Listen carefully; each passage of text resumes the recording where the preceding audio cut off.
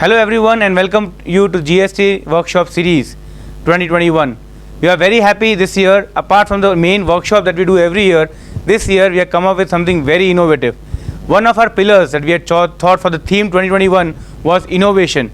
And I'm thankful to the IDT Committee Chairman C. Bishan Shah for coming up with a real innovative idea wherein we are also giving you pre-recorded introductory sessions wherein the speakers will be sharing with you very important rules, insights and amendments pertaining to the topic which the main faculty is going to cover in the workshop. I am extremely thankful to all the faculties who have agreed to come and share their knowledge, share the pre-recorded videos, and I am sure this step of ours will be a great enriching value add to all of you. Thank you once again for having the trust in Ahmedabad and attending this series, and your suggestions and feedback are always welcome. Thank you so much. Welcome all the participants. We at Ahmedabad branch of WRC of ICAI are very much thankful to our chairman CA Harit Dhariwal sir, who has given us a motto and aim and vision for the year, which is ICAI: ideation, collaboration, adaptability and innovation. With that, we come with this introductory lectures which are pre-recorded for all of you. And in any game, it is said that your soldiers are required to be on your table. As GST is a big game changer for the businesses, we chartered accountants are always ready and equipped to help our businesses and clients at any moment of time with swift and smartly. And that's why we have recorded all these videos which will enable you to solve your issues related to GST, and you will be able to help your clients in a much better way. As we all are passing through this difficult time, and for GST we need some refreshing knowledge pools, so that's why we have recorded this video. I hope the same will be helpful to all of you, and happy learning. Stay safe, stay healthy. Thank you very much. Good morning, friends. So I am giving you some of the points on classification of services, the topic which is assigned to me. And it's you would think that why do we need to have this classification of services right from the negative list of regime, when there are the activities, services which are mentioned in the negative list on which the tax is not payable and the rest everything is taxable. And with the introduction of GST, the definition of service is even broader, that anything other than supply of goods is a services. So why do we have this concept of classification of services? You would also think that why we don't have this abatement notification. Earlier what used to happen, that there was a notification called as a mega exemption notification which exempted the certain activities from the purview of the service tax. Then we have this abatement notification that which provided the abatement, like say for example the standard rate of service tax was 12%, but on a GTA or some works contract services, construction services, you have abatement. So there were certain activities on which the abatement was also available.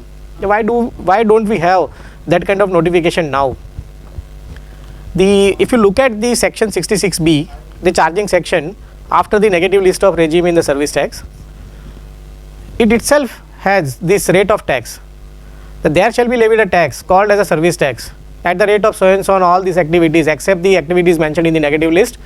So the charging section itself has a rate of tax that it should be levied on a 12%, 14%, etc. Now section 9 of the CGST Act is the charging section, section 5 of the IGST Act is the charging section, but we don't see the GST rate there. We see only the band that the rate of GST should not exceed there. It means that when you are supplying the goods or services, which rate to that particular goods or particular service is attracting, you have to identify. And that is the reason that classification of service or classification of goods is that much important. So our discussion in this particular session is limited to discussion on classification of services, but that is the need for a classification. Now as I said that if you look at the term service, it is defined in subsection 102 of section 2 of the CGST Act. It says that services means anything other than goods, money and securities, but includes, then the inclusive definition starts. But primarily if you look at something which is not a supply of goods can be our services. So the definition is very broad, and there were some amendments in the definition of supply from 1st February 2019. If you are considering the section 7 as it was introduced with effect from 1st July 2017, then it had a reference that something which is mentioned in schedule 2 of the CGST Act also can be categorized as a service itself. Then it led to some unwanted you can say unwanted circumstances. So the government thought it fit to amend that section, and after 1st February 2019 the schedule 2 is giving the principles for classification of goods or services. Something which you supply, whether it is a supply of goods or services, then there will be a guide in schedule 2 which will give you the taste that whatever you are supplying is whether a supply of goods or a supply of services. You also have, those who are familiar with the service tax regime, we had a concept called as a declared services. What was the list of that services was like a renting of immovable property services. It has always remained in controversy. Even the matter is pending before the larger bench of the Supreme Court, whether the central government is empowered to levy tax on this, because it's falling into the state subject. The argument of the SSC is that ultimately it's a tax on an immovable property, and therefore the central government is not empowered to levy tax on that. The matter is pending before the Supreme Court. It has faced some challenges right from its inception from 2007, when the first time the service tax was imposed on renting of immovable property services. Then government thought it fit that let us include this concept of declared services in the definition of service itself.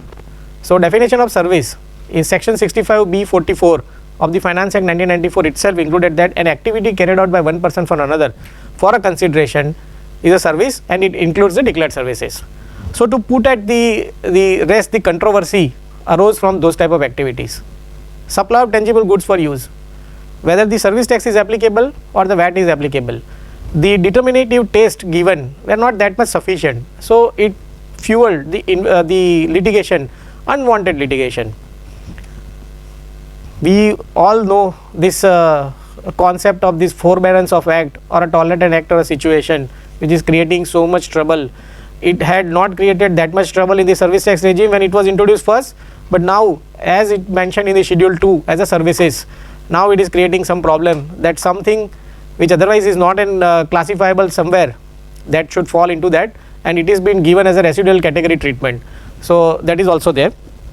So after 1st February 2019, the test is when you are confused that whether you are supplying a goods or a services, then you have to look at to schedule 2, which says that I will give you the guide that whether this particular supply is a supply of goods or a services. So schedule 2 is having that significance. I am also given in this topic to discuss about the two concepts introduced as a composite supply and a mixed supply. I would not say that it's a new concept, the composite supply and a mixed supply. I will demonstrate before you that these concepts were existing right from 2001 when the service tax levy was there. So it's not a new concept. We may be totally unaware of this, or there are certain circulars also which I will tell you that will give you the guide for a determination of whether this is a composite supply or a mixed supply as we proceed further in our presentation. So if you look at the schedule 2, as I said, it is basically for determination of a classification of services. There also you will see that certain activities are treated as a deemed service. Job work. What happens when they say, for example, a fabricator, somebody has given you the aluminum or metal rods and all, and you have to create a fabricated structure. But you cannot create a fabricated structure without using your own inputs. You may use some minor inputs, maybe these welding electrodes, and then the fabricated structure is created. When you are using your material and you are charging something for that, I can say that it is a supply of goods. Possible. But the schedule 2 says that when you are doing a job work, and it is an admitted fact that when you are doing a job work, you may use some of your material, but that is not treated as a supply of goods. it is treated as a supply of services. So the concept of deemed services, that has continued in the GST regime also. Look at the schedule 2. Renting of immovable property services, yes, it's treated as a deemed service.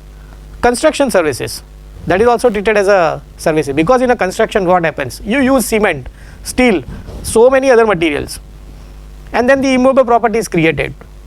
If I want to say that you have supplied this cement, steel to your customer, it's possible to say, but because not to create any controversy, the schedule 2 says that construction services will be considered as a service, construction activity will be considered as service. Development of information technology software, the transfer of right to use goods, if you are not transferring the ownership, then it will be treated as a service. So that is how the schedule 2 is structured. Now, as I said, in service tax regime, the section 66B itself has a rate, that there shall be levied a service tax at the rate of so and so on all activities. So you need not look into the rate notification, there was no need for rate notification, but now we have. So there is a rate notification, because the charging section 9 gives you the band, government is provided a band that from 0% to 20% you can levy tax. So CGST, SGST both put together, it cannot be exceeding 40%. So government has also fixed the various rates for various activities. Now how will you determine that which rate is applicable to your activity? So there arises the need for proper classification of services. Rate notification for so far as the central tax is concerned, it's 11 of 2017, which is the rate notification which prescribes the rate of services depending on the description of the services. You do construction services, there are various activities in a construction services also. You construct a commercial complex, you construct a residential complex, you construct a road, you construct building for government, you construct canal, so and so forth. You may be acting as a job worker, subcontractor for the main contractor, rate is different.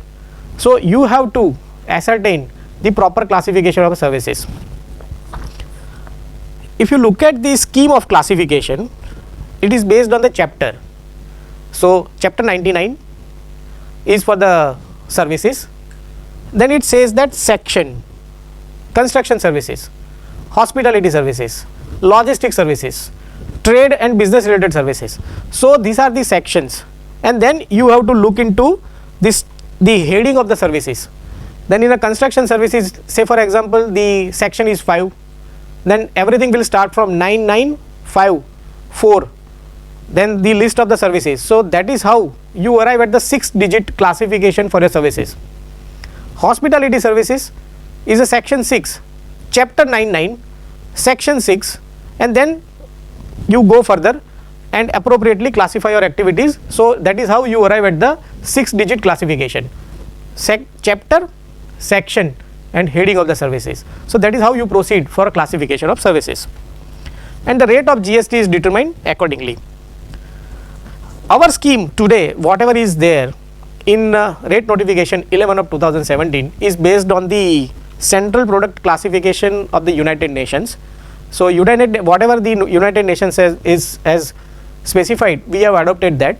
However, there are certain deviation, so you cannot simply blindly rely on some classification or some material which is relevant to given for a classification according to the UN system.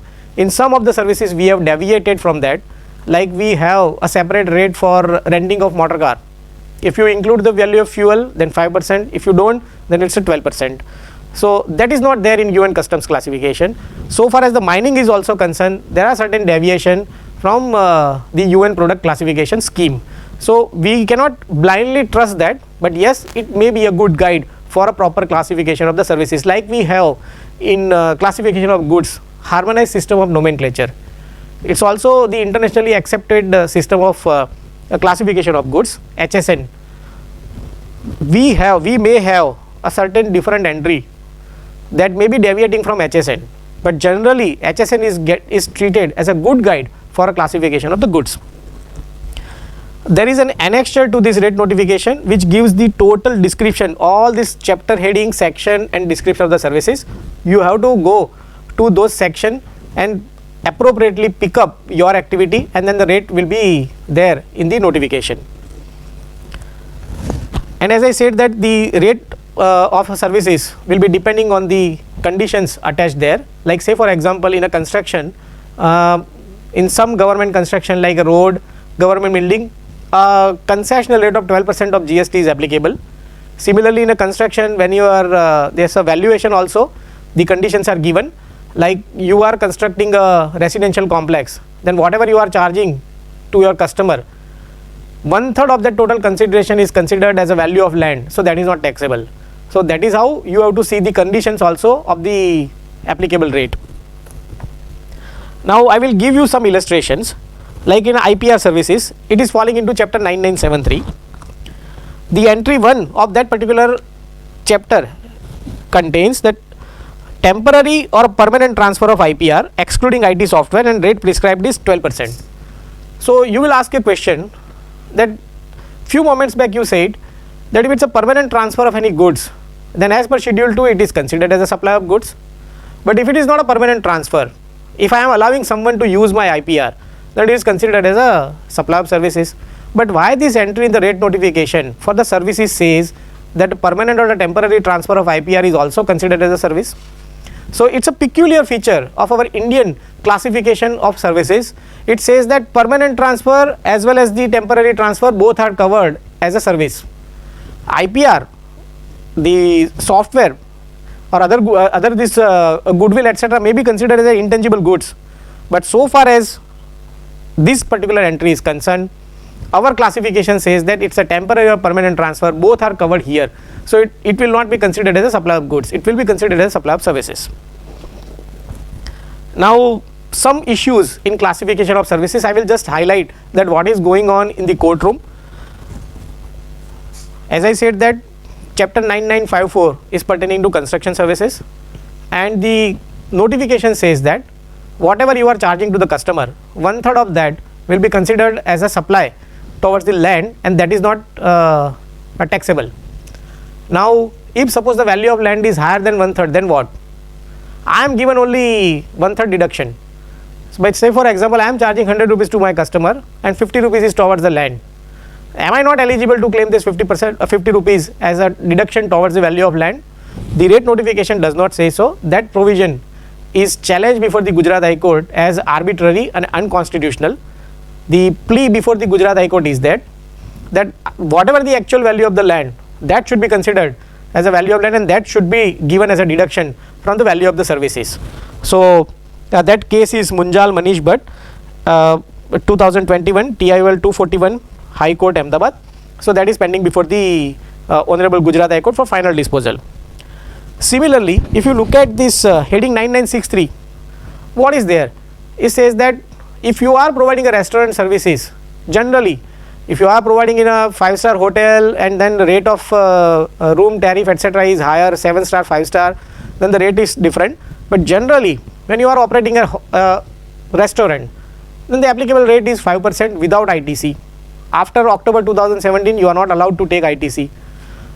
In other services if you look at, like rent a cab, though the concessional rate is provided, your right of claiming ITC is not affected. Here they say that 5% is only applicable and you don't have to claim ITC. So this provision also has been challenged. Now the question is, the condition says that you have to classify your activity as here and you don't have to avail the input tax credit. The point for you is that, can somebody say that I don't want to fulfill the condition of that particular entry and I can go into residual category and still I will pay 18% and I will avail input tax credit? Whether that is possible or not, it's a question. Now similarly, as I said that 9964 covers this transport of passengers by motor vehicle. Rate of GST is dependent on whether the cost of fuel is included or not. And the restaurant services, whether the 5% is available or not and ITC is available or not, that is also being challenged before the Honorable Gujarat High Court and many other courts also in case of these Hardcastle restaurants, McDonald's restaurants basically, and the 2020 32 GSTL J184, that is also pending before the Gujarat High Court. Now as I the points for discussion in my session also includes this supply as a composite supply and supply as a mixed supply. So I will now move on to the two important concepts. Generally, as the name itself suggests, composite supply means you are supplying more than one supply. You go to Big Bazaar or a Reliance Retail, any store, and you purchase so many things. So the Reliance store is supplying you more than one supply. Can you say that it's a composite supply? You would say no. Why? Because he is also providing you more than one supply. Look at the definition of composite supply. It is given in section 230, subclause 30 of section 2 of the CGST Act. It says that composite supply means a supply made by a taxable person to a recipient consisting of two or more taxable supplies of goods or services or both, or any combination thereof, which are naturally bundled and supplied in conjunction with each other in the ordinary course of business, and one of which is a principal supply. I will give you some illustrations. You give the goods for transportation to the transport operator. He also does the activity of loading, unloading of these goods for you. He is charging you for transportation. If he is charging you separately for this loading and unloading, so there are more than one supply, two or more supply, as the definition of composite supply needs us to analyze. So whether it's a composite supply, if you now considering this fact, if you apply the statutory provisions, it says that means a supply made by a taxable person to a recipient. So the GTA is providing to the customer two or more taxable supplies. Yes, both these supplies are taxable. Any combination thereof which are naturally bundled and supplied in conjunction with each other, in conjunction with, together, in the ordinary course of business, and one of which is a principal supply.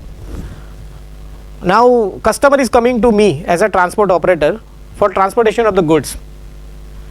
Loading and unloading I do for him is in a conjunction with my main supply of transportation, or somebody can say that this loading unloading was the principal supply, transportation is the secondary supply.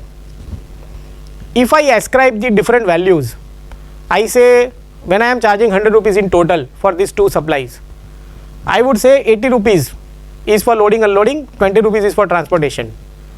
Whether your view get changed, all these things are necessary, or I say 100 rupees only for transportation, I will not bifurcate the value, but still I will be doing loading and unloading.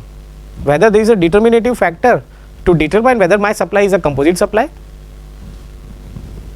I raise two separate invoices, 80 rupees for transportation, 20 rupees for loading and unloading. Whether still I will be falling into this composite supply. And why this determination of composite supply when there are more than these two or more taxable supplies? Because then it will be easily falling into composite supply, and it can lead to some other different classification also. For example, this we will take this GTA example. I will also give you some other illustrations, like say for example you go to Pandal and Shamiana contractor. He will give you Pandal, Mandap we call. He will also provide you the chairs and table. Sometimes he may also provide you the cooking utensils. He may be charging you separately for all these items. Whether that is a composite supply. What is the taste where we can say that is a composite supply? And why we are discussing this so much? The reason is there is another concept which is called as a mixed supply. In a mixed supply and this composite supply, I will also discuss the taxability. If you consider the taxability, like we again go back to our illustration as a goods transport agency. So the general rate of goods transport, forget about the reverse charge mechanism applicable as of now. In a GTA generally 5% rate is applicable, or even if you consider forward charge mechanism then 12% is applicable. But so far as this loading unloading is concerned, it's 18%. But if you reach to the conclusion that your supply is a composite supply, then even if you are providing this loading and unloading, you might have raised the separate invoice, you might have raised the one invoice but mentioning two different supplies, everything will go into 12%.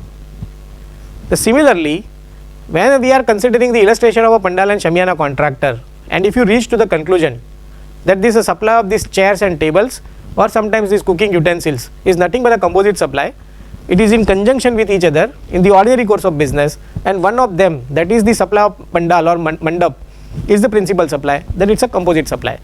So whatever the rate is applicable, because you will say that there is only one supply. In a composite supply, admittedly you are providing more than one taxable supply, but you will have to go by only one classification. So wherever you are falling, so even though loading and unloading is there, you will classify your activity as a transportation of goods and you will apply the rate applicable there. So you will not go with the different treatment. This is the principle. And why this is so much important? Because there is another concept of mixed supply. So there also, by virtue of the definition itself, it says that more than one taxable supply. I will read the definition of mixed supply also. It says that mixed supply means two or more individual supplies of goods or services or any combination thereof made in conjunction with each other by a taxable person for a single price, whereas such supply does not constitute a composite supply. The last line is important, where such supply does not constitute a composite supply. So you will have to first say that it is not a composite supply, then only you will go to mixed supply. And why this dispute will arise, that is also I tell you, because of the tax treatment. In a case of a mixed supply, we will continue with the same illustration I will give you, and how this rate of tax can go higher. In a mixed supply, admittedly there are more than one taxable supplies. The moment you say that it's a mixed supply, then the activity on which the maximum rate is applicable, that will be your classification. So if we conclude with the same illustration, we go with the same illustration, that I am also providing a GTA service and this loading unloading, but the moment you say that it's not a composite supply, it is not in conjunction with each other, it is not naturally bundled in the ordinary course of business, there are no such one, any of this is not a principal supply, then it will go to mixed supply, and whatever is the highest rate of tax is applicable, that will be applicable to me. Then I will have to classify my activity as a loading unloading cargo handling services, where it is applicable as 18%. So that is how it will go. I will give you an illustration of a mixed supply. Generally we go to these fast food restaurants and we are given a offer that it's a combination offer. You can have one pizza, you can have one aerated drink, and you can have any other item. So when you are given this a combination price, they say that it's 100 rupees. There is no individual item price is given to you. You have to opt for this combination combo price, and the price is fixed. So there is no separate price available for this supply, and you also do not have any intention to go for a particular item in this combo. You are not going alone for the burger or pizza, you are not going alone for this aerated drink, you are not alone going for the chips. So that is how it's a combination, only single price is charged, there is no principal supply, you are falling into mixed supply. So your burger may be attracting 5% as a restaurant service, but since there is an item called as an aerated drink which attracts the rate of tax of 28% plus 15% cess, then entire combo will go into that. So that is how the significance of this determination of a composite supply and a mixed supply. It's not that as a Indian community we are facing this problem. Across the world, this problem is being faced. Even in a settled economy, developed economy like Europe or UK, there also these problems have arisen. Even today it is continuing, and the same definition is there, and same struggle to identify whether it is a composite supply or a mixed supply is also going on there. So we will move forward, and I tell you this, I will give you enough material to ponder on this issue, whether something can be called as a composite supply or a mixed supply. This concept as such is not a new concept. When the service tax was introduced in 1994, only three services were taxable: telecom services, insurance services, and stock broking services. These were the only three services which were taxable. Rate of tax was also 5%, and we added more and more services to the service tax net. So you will be surprised that till 2001, for each and every section there were separate valuation rules, separate classification section. In 2001, the central government inserted a section called as section 65A is called as a classification of services. And if you look at the definition of this classification of services principles, there also you will find this mention of composite services. 65A 2B says that composite services consisting of a combination of different services which cannot be classified in the manner specified in clause A shall be classified as if they consisted of a service which gives them their essential character in so far as this criterion is applicable. I give you illustration also. Generally in a industry there is erection, commissioning, installation services. Commissioning and installation, it was first introduced in the Service Tax Act from 1st July 2003. Then from 10 September 2004 its scope was expanded. Similar was the case with this construction services. It was introduced from 10 September 2004, but then its scope was expanded in June 2005. Now erection, commissioning and installation. If somebody is asking you that I want to install one furnace in my factory, but to install that furnace I must have a concrete base. So you are having this expertise and you come to my factory, you construct this concrete base and install the furnace on it. For this construction of this base you use a cement, concrete, etc. So what happens? Somebody can say that it's a construction service, but if you look at the definition as at that point of time given under section 65(1)(05), erection, commissioning and installation, when you are doing this type of construction work, basically you are going to install some plant and machinery, then it is called as a erection. The 2004 September 2004 circular also says that it's a civil construction only, but since it is going to be used for industrial application, it will be considered as erection, commissioning and installation. So your service is not a construction services. In construction services abatement was possible. In erection, commissioning, installation abatement is not possible. So that is how it used to go. So your service is properly classifiable as erection, commissioning and installation services. My point is that this concept of composite supply is not a new concept, and there are enough material at that point of time also it was available. Disputes have also arisen when I am providing more than one services. All these things are there. You can just go through it and try to understand that how this concept of composite supply is playing with the today's context.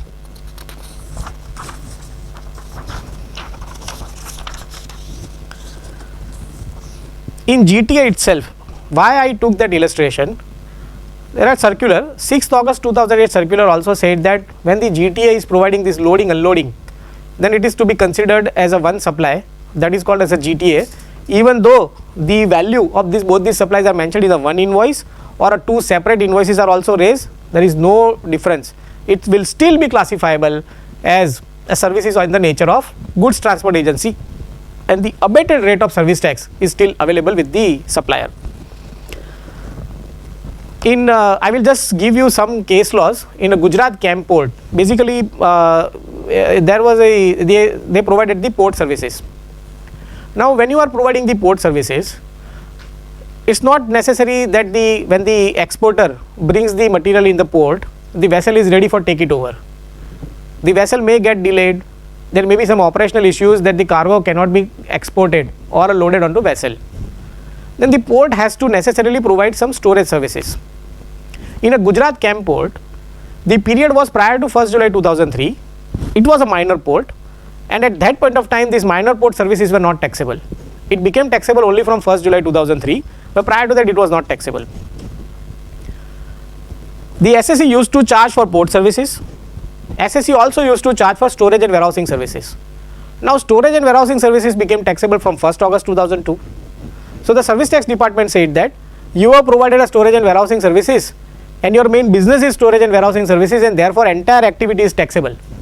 SSE said that I am a minor port, principally I am providing the port services, the customer is not coming to me for storage and warehousing. If the intention of the customer is to avail this storage and warehousing, then outside my port so many places available, cheaper also. So my intention is to provide only port services, and therefore it cannot be classified as a storage and warehousing services. The matter reached to the tribunal. You look at the concepts are not clear at that point of time. I am talking about 2008.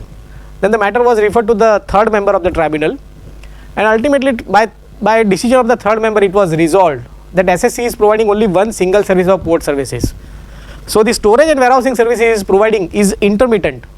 It is for the better enjoyment of main service of a providing of a port services. So now from these concepts, you look at the services provided by the GTA. What happens? The loading and unloading provided by him is for a better enjoyment of his services as a GTA services.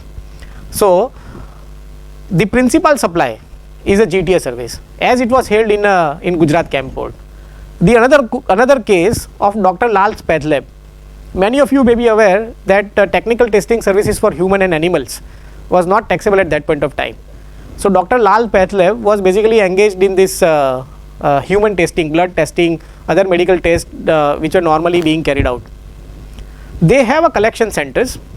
So the job of these collection centers was to collect the samples, make it reach to the main center, and then technical testing was done. For this collection, they used to charge some separate amount for the patients. So the department said that yes, to the extent you are providing this technical testing for analysis, human and animals, it's not taxable. But so far as the collection charges you have collected from the patients is a taxable as a business auxiliary service. Tribunal ruled in favor of the SAC. Department went to the High Court. The Punjab and Haryana High Court said that the something which is otherwise not taxable, by changing the classification from technical testing to business auxiliary service, you cannot tax it. There also there is a good amount of discussion, though brief, but it's a substantive, which says that the classification of, even though the SSC has provided more than 2 services, but the aim of the customer is to avail this technical testing and analysis services.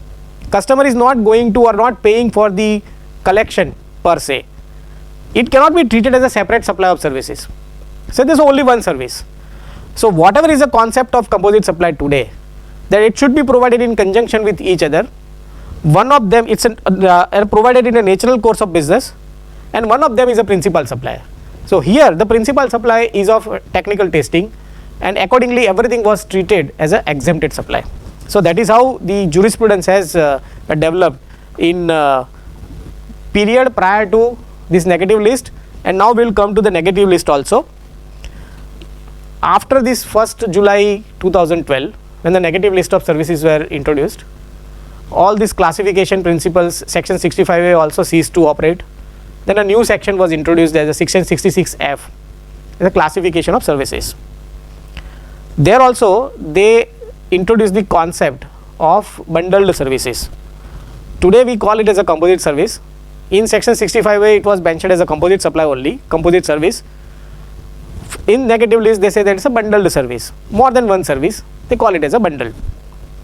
They say that if you are providing a bundled service, more than one services, but it is naturally bundled in the ordinary course of business, then whatever is the principal supply, you classify your services as the principal supply.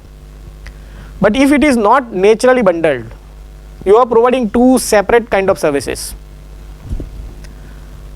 That I am providing a truck for transportation, I am also providing a restaurant service.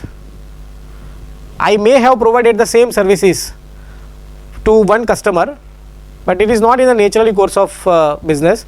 So whatever is the highest rate of tax is there, that should apply. So the principle was there itself.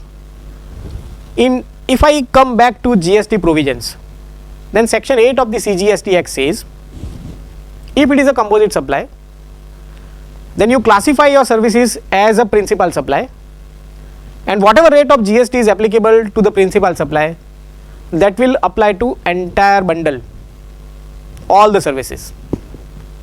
But if your supply is not a composite supply, but somehow mixed supply, then whatever the highest rate of tax is applicable, that will apply. So as I gave you the illustration of this combo pack of this McDonald's or any other restaurant, for which they say that there is a pizza, burger or aerated water and the chips is given. If it is a mixed supply, then whatever rate of this aerated water is applicable, it should apply. Though the restaurants are operating in somewhat different manner in our rate notification, but this is for illustration, just to make you understand that this is how the concept operates. So this entire combo can go to 28%, 15%.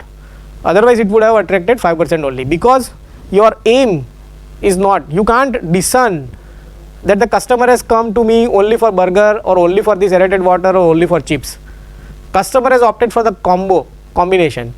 So there is no principal supply, there is no incidental or ancillary supply. So everything is important for the customer. Now let us take an altogether a different illustration, that something which is not even a composite supply is not even a mixed supply.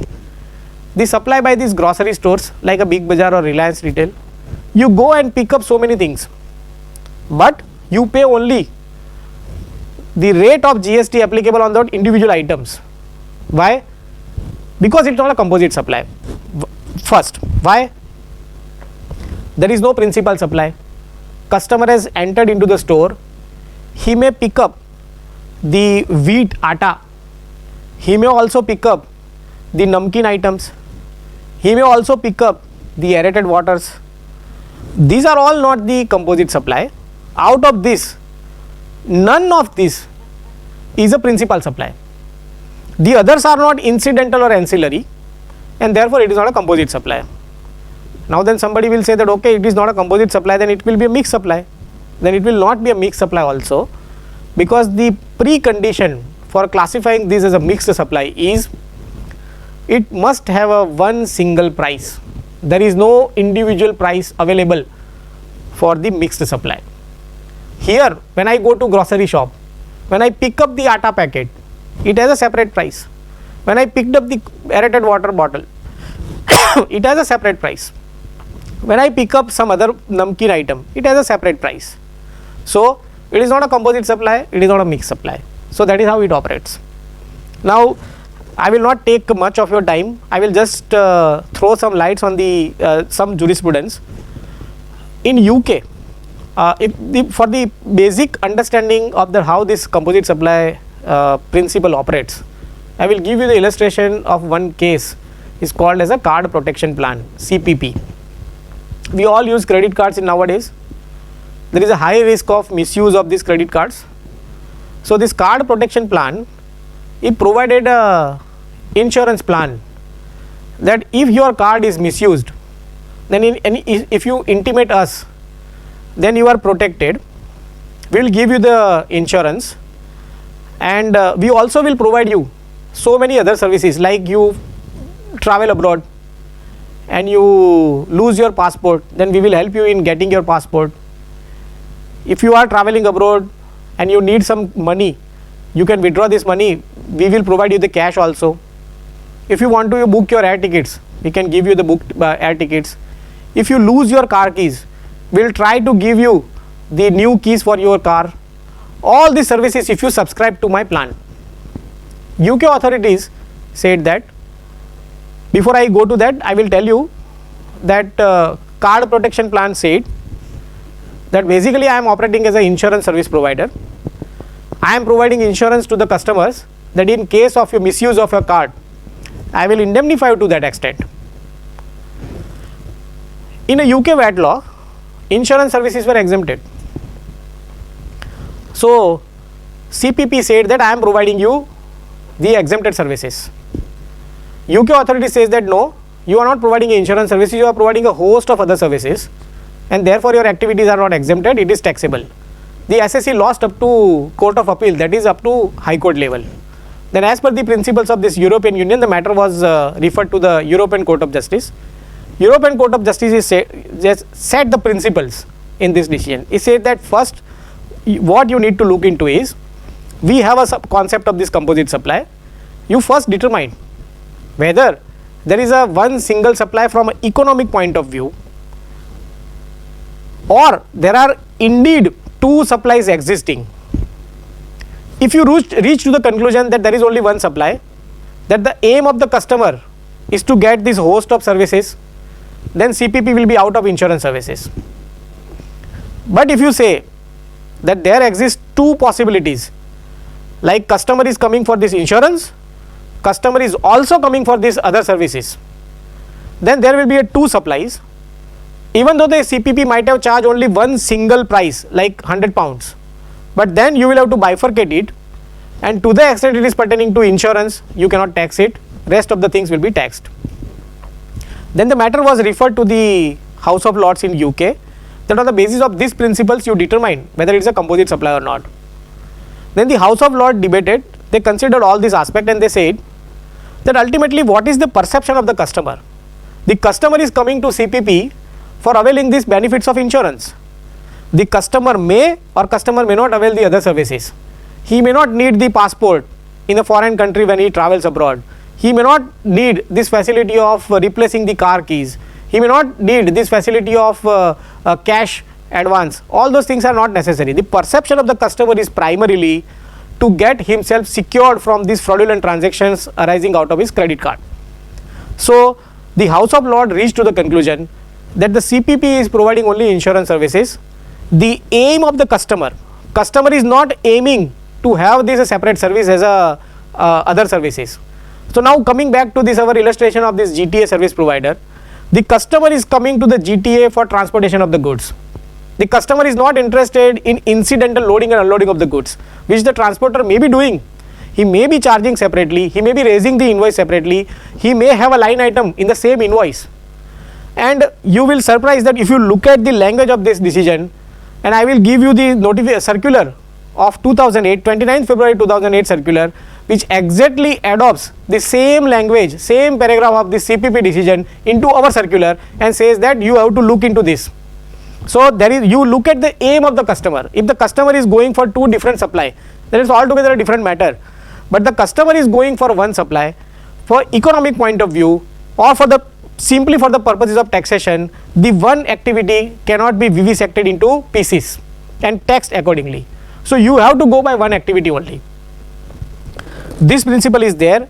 I request all of you to just look into this CPP's decision. It is reported in Taxman also. Now I will move to this our Gujarat High Court. Our Gujarat High Court has dealt with this concept of composite supply right from the pre-2010 provisions, then negative list provisions, and then GST provisions also in case of Torrent Power, where we all know Torrent Power is into transmission and distribution of electricity. They are also charging you meter rent, other charges like a shifting of a cable and all those things incidentally they may be. On 1st March 2018, a CBIC issued a circular that the transmission and distribution of electricity by virtue of that exemption notification is exempted, but these distribution companies, they are charging some other charges to the customer like a meter rent, cable shifting charges, meter shifting charges, and all other charges are taxable. The SSC challenged that particular paragraph of the circular before the Gujarat High Court, and the Gujarat High Court, after analyzing this concept of composite supply, mixed supply, section 8 of the CGST Act, that how this taxability is going on, and then reached to the conclusion that the aim of the customer is to avail the transmission and distribution of electricity. Customer is not coming there for availing these meter charges, the shifting of the cable and all, and the court has concluded that there is only one supply called as a transmission and distribution, even though all these charges are separately charged. No tax is payable, no GST is payable on other charges. That is what our Gujarat High Court has deliberated on this point. There is another good decision of Abbott Healthcare of Kerala High Court also, where this issue of this composite supply was there, slightly in a different manner. Whatever the facts was there in Abbott, I will just give you illustration, simple illustration. We go to the restaurants or fast food parlors. We have seen the refrigerator on which this Pepsi or Coca-Cola is mentioned, and the bottles are kept inside. Now Coca-Cola, what they do, they supply these refrigerators to these food joints, parlors for free use by them. They supply this aerated drinks bottle to their distributors, and distributor in turn supply to this food joints and local chain. So the bottles are supplied by the distributor, refrigerator is supplied by Pepsi or Coca-Cola. If the department says, and no charge is levied for this use of this refrigerator, if suppose GST authority says that it's a case of a composite supply, Pepsi has provided this refrigerator also, Pepsi has also provided this aerated drinks bottle also. So this on a refrigerator price also, Pepsi or Coca-Cola should discharge the GST at the rate of 28% plus 15% cess as is applicable on the water bottles, because the aim of the customer is to get these water bottles, aerated water bottles, and therefore it's a composite supply. Do you think that this is a proper treatment given by the GST authorities? Your answer would be no, because in a case of a composite supply, there should be a two supplies by the same supplier. So in a case of Abbott, it was providing some machinery free of cost to the hospitals, and these consumables to be used into machinery was supplied through these dealers. So the contention of the department was that this is a composite supply. It was negated by Kerala High Court and said that to ascertain that whether it is a composite supply or not, it has to be by the same supplier. Here there are two suppliers. The aerated water bottles are being provided by the dealers. The refrigerator is being provided by the Coke or a Pepsi. So it's not a composite supply. Two or more taxable supplies means by the same supplier. It should not be two different suppliers, and therefore it was negated and it was held that it's not a case of a composite supply. It's a very interesting topic to classify the services, and of course whenever you can think of so many illustrations into this, that whether something can be called as a composite supply, mixed supply or not.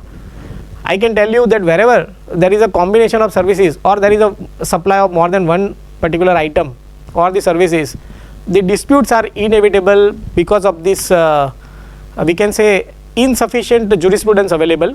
In past also, even though this concept was already there, but from this angle nobody has looked into it. The language is slightly different, but the principle has remained same. So I hope that it will be a good learning session for you to understand the concept of composite supply and a mixed supply, and also the classification of services. I wish you happy learning on this. All the best. Thank you very much.